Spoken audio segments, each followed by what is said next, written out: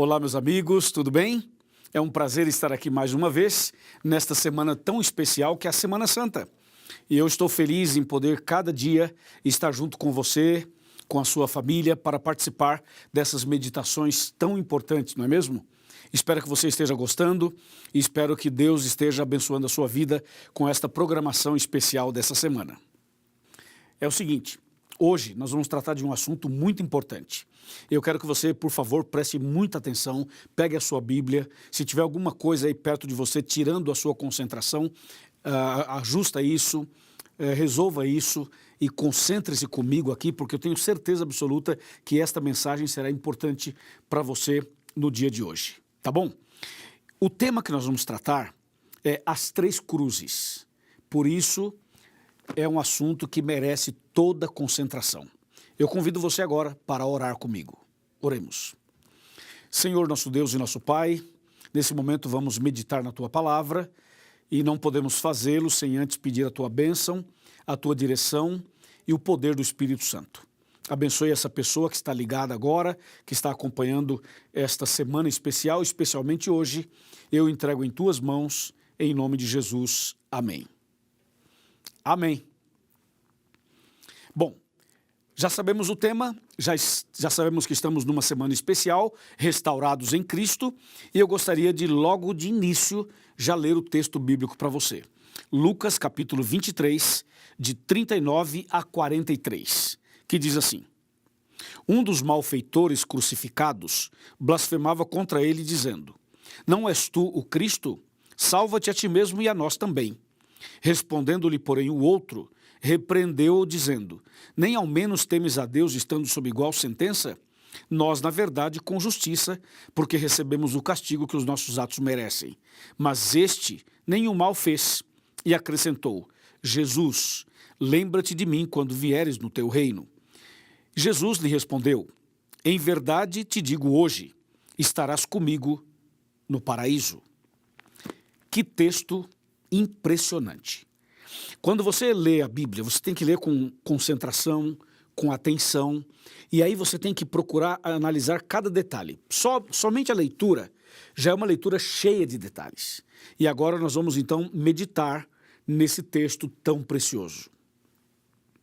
É o seguinte, a Bíblia Sagrada conta que Jesus veio a esse mundo com o objetivo de salvar a humanidade. E a única maneira de salvar todos nós seria através da crucificação dele naquela cruz. E Jesus então veio aqui, conforme diz Gálatas 4, verso 4, na plenitude dos tempos, ou seja, de acordo com a profecia. Ele veio, nasceu da Virgem Maria, pelo poder do Espírito Santo, e tornou-se um de nós, Emanuel, Deus conosco. Então Jesus viveu aqui na terra 33 anos e meio.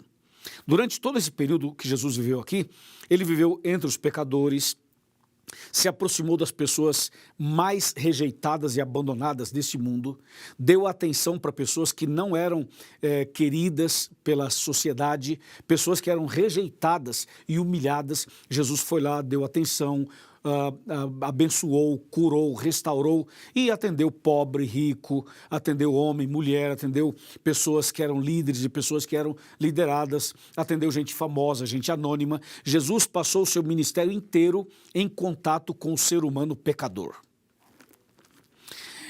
E Jesus, quando morreu entre dois ladrões. Isso chama atenção. Sabe por quê?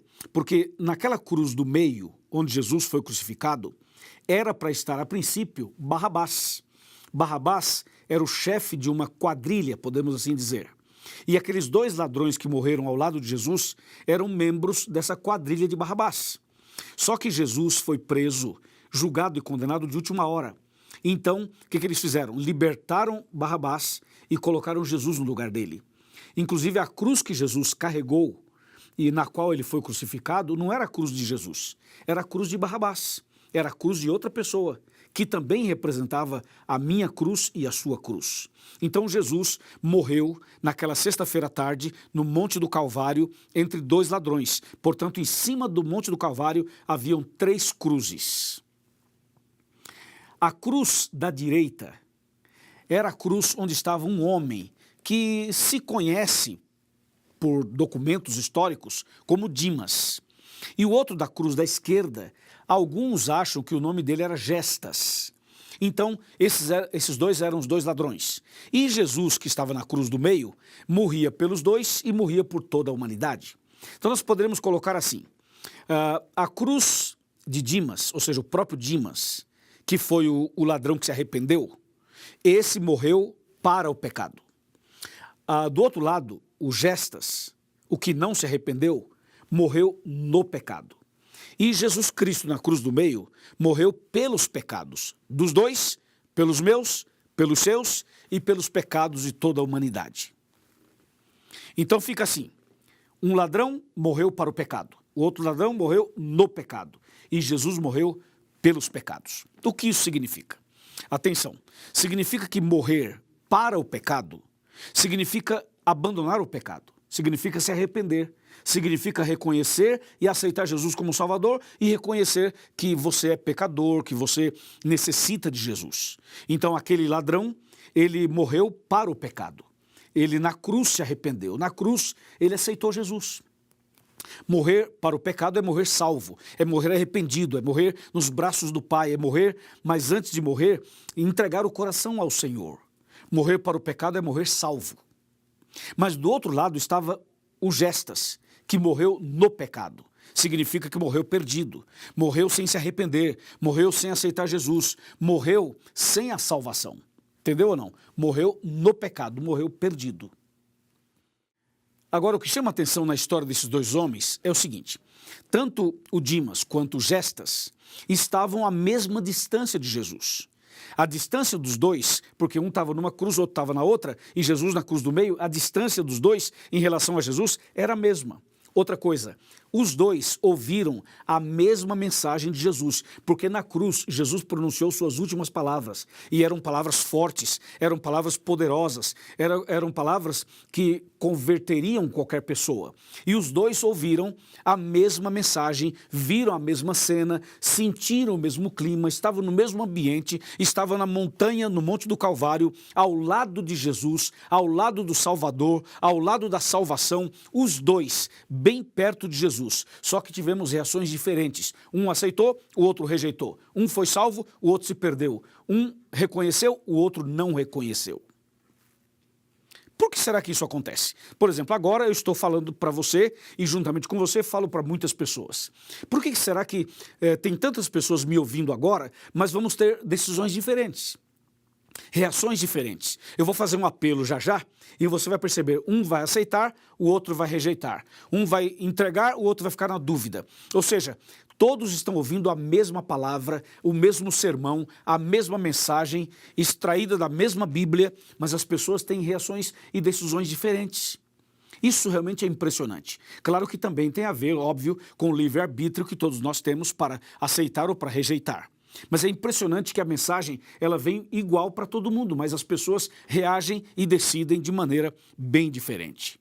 Aqueles dois homens estavam com a maior chance da vida nas mãos. O que você faria se você estivesse morrendo ao lado de Jesus, tendo a chance de aceitá-lo como Salvador e morrer salvo? O que você faria?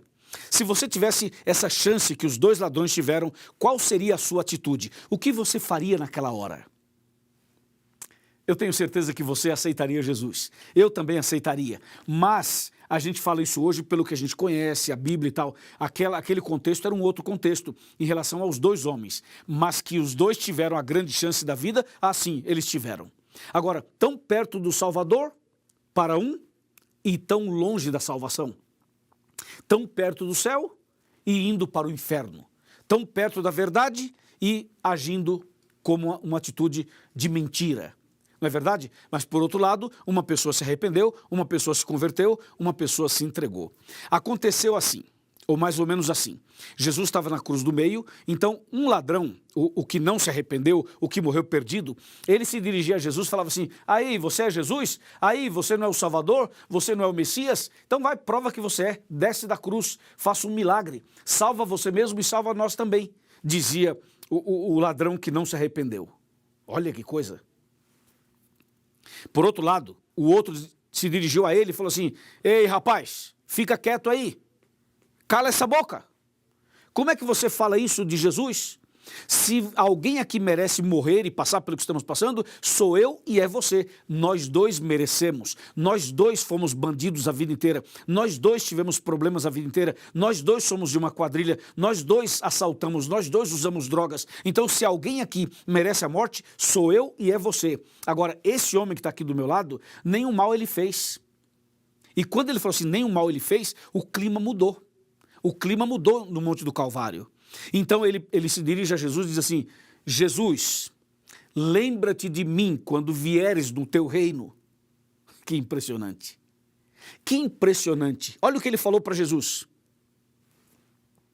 Aí Jesus se dirige a ele e diz assim, em verdade te digo hoje, você vai estar comigo no paraíso. Eu garanto a tua salvação. A partir de hoje você está salvo. Você vai estar comigo no paraíso. Que coisa incrível, não é? Aí eu pergunto, então a salvação é tão fácil assim? Você na última hora fala assim, Jesus, lembra-te de mim quando vieres no teu reino, e Jesus fala, ok, está garantido a tua salvação, beleza, vai para o céu, fechou, tudo resolvido. É assim? Que coisa, né? Agora, para entender isso daqui, tem que analisar a frase do ladrão arrependido. A frase foi a seguinte, Jesus, lembra-te de mim quando vieres no teu reino. Vamos analisá-la. Olha só. Ele se dirige a Jesus e fala assim, Jesus, como é que ele sabia que aquele homem ali era Jesus Cristo, o Salvador? Porque Jesus significa Salvador e Cristo significa ungido. Quando ele fala Jesus, ele está dizendo assim, eu sei quem você é, eu conheço você, eu já ouvi muito de você, eu sei que você é Jesus, sei que você é o Cristo, sei que você é o Salvador, sei que você é ungido, eu sei quem você é. Então ele fala Jesus, reconhecendo aquele homem como o salvador da humanidade. Daí ele fala assim, lembra-te de mim. Quando ele fala lembra-te de mim, ele está dizendo assim, eu não mereço, eu sou pecador, eu sou um ladrão, eu sou um malfeitor, eu sei quem eu sou. Mas por favor, Jesus, você pode lembrar de mim? Não esqueça de mim, por favor. Eu não mereço, mas eu te peço misericórdia, lembra-te de mim. E ele continua. Ele fala, lembra-te de mim quando vieres. Aí isso é, como diz em espanhol, é demasiado para mim. Como é que ele fala, lembra-te de mim quando vieres? Vem cá, esse ladrão arrependido, como é que ele sabia que Jesus iria voltar? Ele fala, quando vieres? Interessante, mas Jesus não estava do lado dele morrendo? Sim, estava. E como é que ele sabia que aquele homem, Jesus, que estava do lado dele morrendo, iria voltar? Você viu que ele fala assim, Jesus, lembra-te de mim quando vieres. Então ele sabia que Jesus um dia voltaria. E da onde ele tirou isso? Como é que ele aprendeu isso? Ele fala, lembra-te de mim quando vieres. Ele sabia sobre a volta de Jesus, ele sabia que Jesus um dia voltaria. Isso é impressionante, não é? Isso é emocionante, você não acha? E ele finaliza a fala dele dizendo assim, lembra-te de mim quando vieres no teu reino. Então veja, meu amigo e minha amiga, quando ele fala quando vieres no teu reino, ele está reconhecendo que Jesus é rei, que Jesus tem um reino. E se Jesus tem um reino, obviamente que Jesus é rei. E não é rei qualquer não, é rei dos reis, senhor dos senhores. Você entendeu que a frase que aquele ladrão arrependido disse a Jesus não era uma frase qualquer, era uma profissão de fé, era um voto batismal. Você percebeu que aquela fala dele era uma fala profunda, impactante, impressionante? Não é mesmo? Ele falou claramente, Jesus, lembra-te de mim quando vieres no teu reino. Isso foi tão sincero, tão verdadeiro, que tocou o coração de Jesus. E Jesus viu a sinceridade dele e respondeu imediatamente, disse, meu filho, eu te dou a minha palavra hoje, eu te garanto hoje, você está salvo. Você vai estar comigo no paraíso, e garantiu a salvação dele. Aleluia! Deus seja louvado por isso. Não é maravilhoso isso? Então significa que você e eu também podemos nos arrepender. Podemos nos arrepender hoje. E existem pessoas que vão se arrepender no último instante, perto da morte, e serão salvos também. Por isso, meu amigo e minha amiga, Jesus morria pelos pecados dos dois e pelos pecados de toda a humanidade. Agora eu quero fazer uma colocação para você. Você viu que há chance de salvação para toda e qualquer pessoa que se arrepende? Pode ser um ladrão, pode ser um sequestrador, pode ser uma pessoa que está envolvida com drogas, pode ser um traficante, pode ser um rico, pode ser um pobre, pode ser um evangélico, um católico, um espírita, um ateu, um agnóstico, um muçulmano, um budista, um judeu, pode ser um hindu, seja lá quem for, não importa quem você é, o que você fez, por onde você andou, o quão distante você andou, saiba de uma coisa: Jesus olha para você nesse momento e diz assim: meu filho, eu te garanto, você vai estar comigo no paraíso. Mas para Jesus falar isso para você, você precisa se arrepender, você precisa reconhecer Jesus como seu Salvador, você precisa ter essa crença, essa fé desse homem. Quando ele diz: Jesus, lembra-te de mim quando vieres no teu reino, você precisa reconhecer quem é Jesus, aceitar Jesus. Você precisa também reconhecer quem é você, o seu pecado, a sua fragilidade, a sua pequenez, o seu estado miserável de pecador. Tem que reconhecer e tem que saber que Jesus, que morreu na cruz, é o seu Salvador, é o ungido de Deus, Salvador da humanidade, e que ele vai voltar em breve para nos buscar. Você crê nisso? Você aceita isso? Se você crê na palavra de Deus, nas doutrinas bíblicas, nas verdades bíblicas, se você crê de todo o seu coração, então hoje você pode dizer como este homem: Jesus, lembra-te de mim quando vieres no teu reino. Ele vai lembrar de você, ele vai te dar o perdão e a salvação. Amém? Amém. Isso é extremamente importante, isso é indispensável. Então Jesus garantiu a salvação daquele homem. Aquele homem se arrependeu, morreu para o pecado. Mas o outro morreu perdido, morreu no pecado, porque não quis, não aceitou. Eu pergunto: e você? E você, se você tivesse que morrer hoje, se você morresse hoje, se hoje fosse o último dia na terra, você morreria para o pecado ou morreria no pecado? Você morreria salvo ou morreria perdido? Você estaria em Cristo ou estaria sem Cristo? Como seria a sua situação se hoje fosse seu último dia na terra? Você não quer agora aproveitar esse momento e tomar uma decisão e cair de joelhos e falar: Senhor, lembra-te de mim quando vieres no teu reino? Você não quer ser restaurado em Cristo e por Cristo? Você não quer hoje fazer uma decisão como você nunca fez na sua vida? Você não quer hoje abrir o seu coração e falar: Senhor, eu não mereço, eu sou pecador, eu já fiz isso, já cometi tal pecado, mas hoje eu quero começar uma vida nova. Você aceita? Se você aceita, abra o seu coração, levante a sua mão e nós vamos ajudar você, e você vai ser um grande vencedor, uma grande vencedora. Se você assim deseja, se você assim quer, feche os seus olhos, eu vou orar por você. Meu Deus e meu Pai, nesse momento eu entrego essa pessoa nas tuas mãos. Ela acaba de tomar a decisão, e naquele dia final, que ela esteja entre os salvos e receba a coroa da vida eterna. Eu entrego nas tuas mãos esta pessoa. Em nome de Jesus, amém.